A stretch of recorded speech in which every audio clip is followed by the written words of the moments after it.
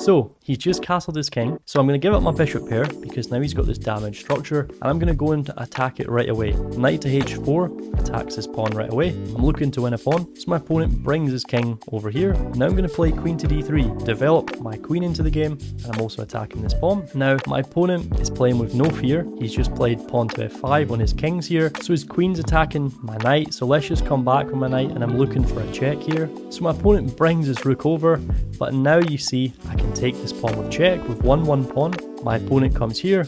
Now he can take a second pawn, and we're attacking his rook. So he brings his queen down to d6. Unfortunately for him, now he can take off another piece of his. Let's now play bishop to f4, attacking his queen. He brings his queen over here, and now he can play knight to c3. All of our minor pieces are developed into the position. Let's now bring our last rook into the game. We're looking for this strong check here. So he brings his knight back. Now I'm going to play bishop to e5. This is a very strong bishop, eyeing down his king. He brings his queen here. Now I'm going to play queen to g3. There are many moves which are winning here. So my opponent plays bishop here.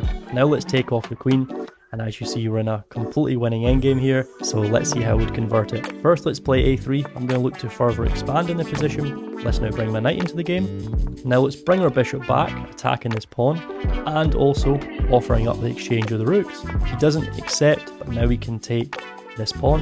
And we're looking to bring our bishop here next, which would force another piece exchange off. Let's take again.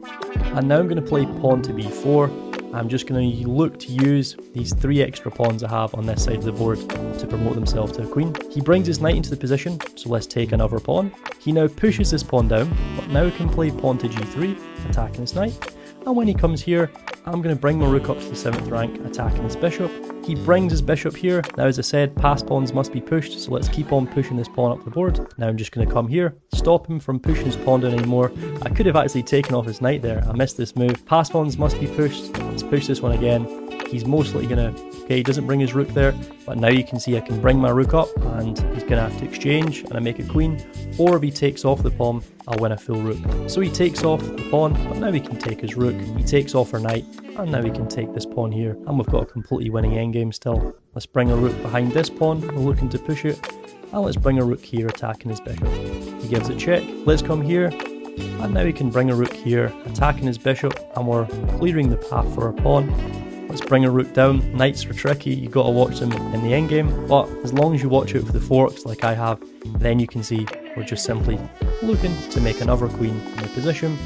And now let's pin this bishop, and now he's blundered his knight, which we can capture. He loses on time. If you found this content useful, make sure to subscribe.